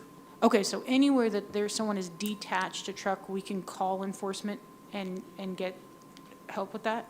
Correct. Okay, I guess this is in the question is, how does a resident get a hold of you guys? Like, let's say at night when the trucks move into the neighborhoods, how do they report it to you in the evenings? The best result is going to be to contact our dispatch center. Okay. They can call our non-emergency number, which is 909-383-5311, That's the fastest route to get that to us. They will then either contact me or we will send it to our commercial unit to get someone out. We normally can respond within 24 hours to an issue. Would you recommend, let's say, like they see it in the evening, capturing a picture with the license plate? Because just say it's 24 hours and they've moved the truck. Does that help you as well in your enforcement? We'll take any piece of evidence or any assistance. Photos always help us because it can help us identify. They can also utilize the CRM system as well, and that also helps as well. So the photographs definitely help my team out for sure. Perfect. Thank you so much. That was my question. Thank you for answering CRM. I was going to ask that. If they submit the CRM, then your department would get it as well to respond. Yes, Mayor. Thank you so much. Okay, there's a motion and second. Madam City Clerk? Councilmember Sanchez? Yes. Councilmember Ibarra? Yes. Councilmember Figueroa? Yes. Councilmember Charette? Mayor Pro Tem Canas? Yes. Councilmember Flores? Yes. Councilmember Ortiz? Yes. Motion passes unanimously. Thank you. Thank you, Council. Moving on to item 18, authorization to proceed sorry, with... Mayor. Yes. Mayor, just a moment. I need to read the title of the I'm sorry, ordinance. Madam City Clerk. Thank you, Mayor Pro Tem.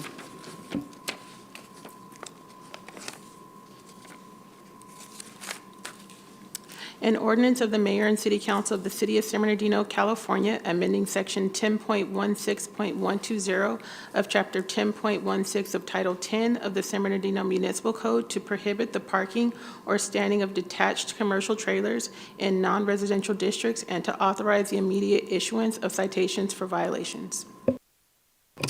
Thank you. Mayor Pro Tem, did you have a comment? Yes, for item number 18, thank you for all the public commenters. It was mentioned about the MOUs. My organization is one of the organizations that does have an MOU. And although that MOU is not monetary in nature, it could be a perceived conflict of interest. So I am recusing myself from item number 18. Okay, thank you. Councilmember Ortiz, did you? Thank you, Mayor. As a previous employee of Acoma Unity Center, within the last 12 months, because there may be a perception of some type of economic interest, I'm going to recuse myself from this item in the discussion as well tonight. Thank you. All right, authorization to proceed with lease renewal negotiations with the Acoma Unity Center Incorporated of the Ann Sherrill's Community Center for 1367 North California Street, Ward 6. Could we give a staff's presentation?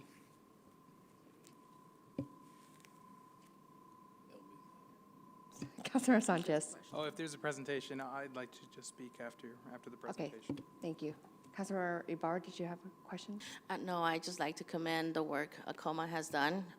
When I was with Habitat for Humanity, we had a group of young ladies come help us paint some wooden pallet flags for some of our veterans in the community. And it's nice seeing the young ladies grow into the fine, young, educated ladies they're becoming and giving back to the community by mentoring the youth. I know, I heard her, and I think I remember her being a younger child. But thank you for the work that you're all doing. This is what we need. We need an all-inclusive areas for our community members to go to. So I would like to make the motion that our city manager continue the negotiations with Acoma. Okay, thank you. There's a motion. Second. Second. Councilmember Sanchez, did you still want the presentation, or are we good to? It's up to you. You're the chair. Okay. Council, if you guys are okay with moving forward with calling for the votes? Or do you want the presentation? Madam City Clerk, there's a motion second. Councilmember Sanchez? Yes. Councilmember Ibarra? Yes. Councilmember Figueroa? Yes. Councilmember Charette? Councilmember Flores? Yes. Motion passes unanimously. Thank you. Thank you, Council. Again, thank you, Coma. We will now move on to, we should call the council members back.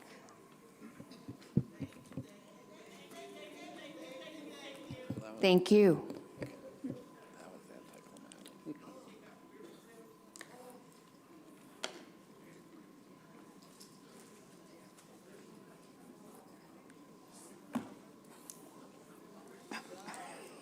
At least you got your steps in. Oh, 10. Huh? What did you say? What application? we'll just go ahead and move on to Mayor City Council updates. Councilmember Barr, would you like to start? No updates. Then, Councilmember Sanchez? You heard it from our library director, that Ed Urjevich, that we had over 2,000, for the first time, we had over 2,000 books checked out on our digital catalog. That is impressive. I'm hoping we can double that number. I want to encourage everyone to get a library card and to check out books. It is the cheapest way to get transported into an incredible world of thought and culture, and I think it grows better citizens, and we can all improve as individuals when we're shaped by academia and vetted thoughts. And so I encourage everyone who's watching, if you have a library card, encourage someone else who doesn't have one to get one, and if you don't have one, get a library card and check out some books. Thanks. Thank you. Mayor Pro Tem, did you have any updates? No updates today, thank you. Thank you. Councilmember Ortiz? Thank you, Mayor. First, I just want to applaud my colleagues for making such a great decision tonight, and congratulations to Acoma Unity Center. Just a wonderful, wonderful organization, so thank you for that.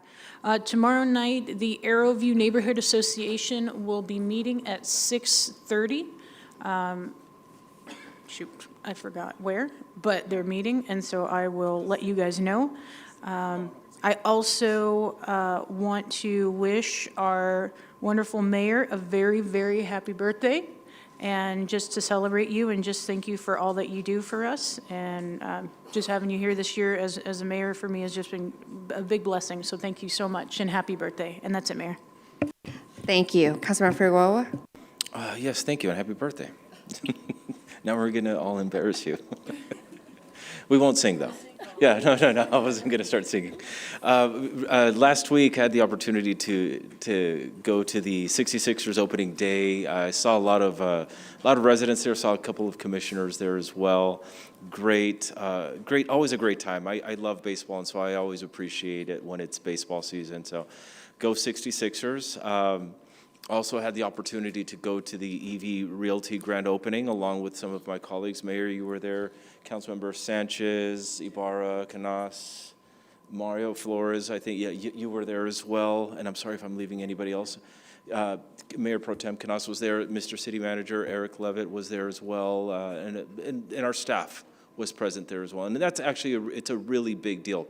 It's so innovative and so futuristic that we didn't really even have anything in the books as far as how to move forward with. In fact, the Department of Weights and Measures didn't even have a way to actually measure this thing. And so they had to also, they didn't have the appropriate tools to figure this out. And so that's how futuristic and innovative this project was. And so I do appreciate the staff in recognizing and how important it is to implement this council's vision and helping move that forward. So, Mr. City Manager, thank you to you and to your staff for being diligent on about that, because I know that there were timelines that they needed to meet for certain funding, federal funding, and other things like that. So, thank you for being on top of that. I also had the opportunity last Saturday to attend I'm probably mispronouncing this, the Khmer Buddhist Society of San Bernardino. They're the Cambodian New Year. Happy New Year to them. Mayor, you were there present as well. Supervisor Joe Baca Jr. was there also. It was a great event. Lots of people. It's always fun. I'm always honored every time they invite me every year, and so I appreciate that and just wish them a Happy New Year. And today is the kickoff for the National Orange Show, and that goes until Sunday. So please take the family out there. It's good family fun. It's always a blast. I'll make sure to be there as well. So maybe I'll run into a few people there. And then I want to wrap up by saying wishing a very happy Dispatcher Appreciation Week to our city dispatchers over at the police department as well. So just a happy and thankful Dispatcher Appreciation Week. That's all. Thank you. Thank you, Councilmember. Councilmember Flores? Thank you, Mayor. This morning I got the opportunity to go to Arroyo Valley High School to attend coffee with the principal and just see all the incredible things that Principal Gonzalez is doing at Arroyo Valley High School, and being able to connect with the parents and talk to them about all the great things that are coming along to the west side and all the improvements, and got to hear some good, much needed feedback that I'll be then discussing with our city manager. And after that, I got the opportunity to go to the grand opening of medical health care linen services this morning, where I saw Mary Tran, and I also saw PIO Jeff Cross out there and some of our economic development team. So shout out to them for being present. This Saturday, the YMCA Healthy Kids Day 2026 is going to be at 10 a.m. So I invite everyone, if you have any kids, come on out and just enjoy a day of being healthy. That concludes my updates. Thank you, Mayor. Thank you, Councilmember. Councilmember Charette? Thank you, Mayor, and happy birthday. I just wanted to announce the Coffee with a Cop. We have 4 districts and they're all on, that'll all be on this next Tuesday. What date is that? Whatever date that is, next Tuesday. They meet at 9 o'clock in the morning, 4 different locations in the city. I'm going to announce 2 specifically because they cover the 4th Ward. One is the Northern District, Lieutenant John Plummer. It's going to be at 909 North D Street. That's the Kingdom Culture Worship Center, and they meet somewhere downstairs. Again, that's 9 o'clock for the Northern District. And then the Eastern District is Lieutenant Ernie Luna, and that will be held this week, next Tuesday, at Mountain View Mortuary. That's 570 East Highland Avenue. And I encourage the public that can be there at 9 o'clock in the morning to meet those with the Coffee with a Cop to find out what's going on with our police department. They're doing a marvelous job keeping us all safe and bringing crime down. There will be a Wildwood Neighborhood Association meeting tomorrow night at the Lutheran Church of Our Savior. It's at 5050 North Sierra Way. It starts at 7. I think there's a social hour at 6:30. It starts at 7 o'clock. The meeting, I think our own city manager is going to be there, from what I can tell, is going to be there to speak, as well as some other activities. And then I, too, want to give a shout-out to the dispatchers. Last week, or is it this week, that's dispatch, it's this current week that is Dispatchers Appreciation Week. And I want to give a special shout-out to Vanessa at Two Guys Pizza, who's providing food one of those evenings, I think, for the dispatchers. So thank you, Vanessa, at Two Guys, and that's all I have for right now. Thank you. Thank you, Councilmember. Mayor? Thank you for the birthday wish. Mayor? Another year born, and it's actually tomorrow, so thank you. Mayor. Thank you, Kanisha, for disclosing that with the butt cake out there. I want to say congratulations to Councilmember Figueroa. You have a fantastic development, EV Realty, in your district. And I have to really congratulate his district, but the city, because that is a huge win for the city. One of the innovative, fastest charging in the nation, in our city, San Bernardino. So again, huge congratulations to Councilmember Figueroa and the city. So that's a huge one for us. I also attended the Khmer Buddhist New Year, so thank you for allowing me to join you, so that was really great. I also attended the 66ers Girls Power Night, where I threw the first pitch, the ball made it to the catcher, yay. And saw the San Bernardino High School girls water polo team there as well to join the fun. On April 12th, this Sunday to Monday, 12th to 13th, I attended the Accelerator for America, hosted by the City of Riverside Mayor Patricia Locke Dawson. That was founded by former Mayor Eric Garcetti, and it convenes 45 mayors across the nation to talk about the greatest things that we have to think about: housing, infrastructure, all of that, to kind of find innovative ways to really help cities. And so that's one of the things that I try to be a part of, so that way we could have staff be exposed to what resources are available to help us as a city. And also joined Mayor Councilmember Mario Flores on the grand opening of medical healthcare linen services. One of the manufacturing companies in our city that is another gem. If you, staff, you really need to highlight these companies in our city because that's the largest manufacturing that is really addressing the healthcare linen in hospitals. I'm just amazed. And not only that, did you guys know we have Crystal Geyser? We're one of the 2 in our nation that have Crystal Geyser in the state that I just visited. Again, another place that we need to really highlight business spotlight in our city. And so we need to do more to really highlight these things, especially for when we have State of the City. Thank you to all the dispatchers in our police department for all the work that you do. So really, we should give them a shout out in our social media for the work that they do, please. And I wanted to say something else. Forgot. Again, Council. Yes, Councilmember Ibarra. Yeah, sorry, I just remembered some things. So on Tuesday, I'm taking some time off from work to do something in the neighborhood. And I took my mom over to the farmer's market on Tuesday. And for any of our families out there that are on EBT food stamps, just know that there is a vendor there currently. I thought this was wonderful. If you have EBT, you can go to that vendor on the very end, and they're there every Tuesday.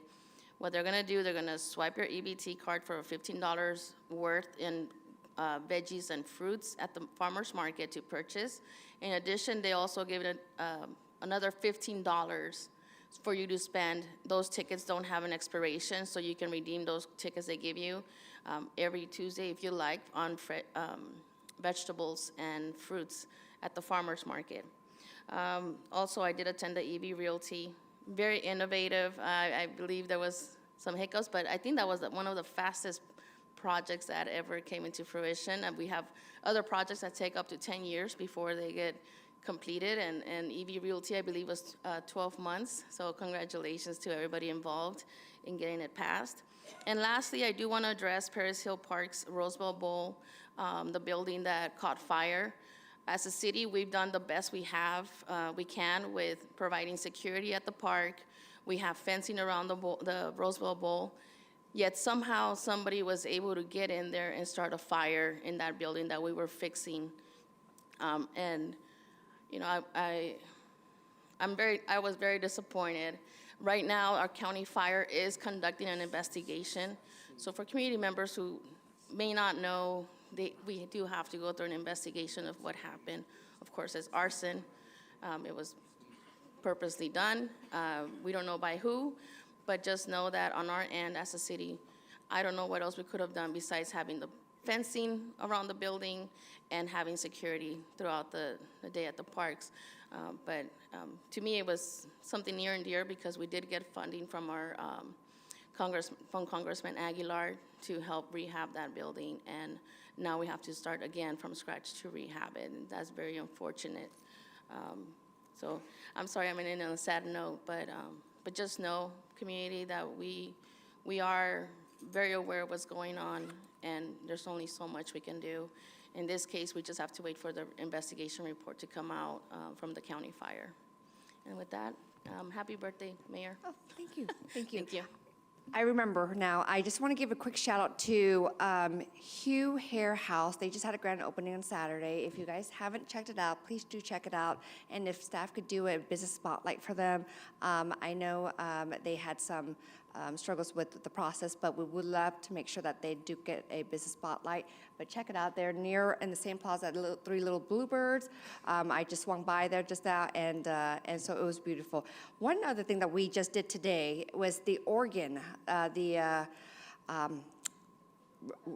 Wurlitzer organ. We're one of, I mean, this is, if you guys have not seen it, please stop by the California Theater, just check it out. It's very, very beautiful, and it's a gem in our city and in the country, possibly in the world as well. So that was very beautiful. I was able to witness that. So, and that's really it for me. Before we adjourn, I would like to take a moment to honor the life and service of Lance Corporal Daniel Montano. Lance Corporal Montano represents the very best of our community: courage, commitment, and a willingness to serve something greater than oneself.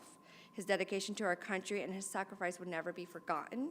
On behalf of the City of San Bernardino, we extend our heartfelt condolences to his family, loved ones, and all who knew him. We recognize the sacrifice he made and the courage it represents. I ask that we take a moment of silence to remember Lance Corporal Montano and to honor his service to our country.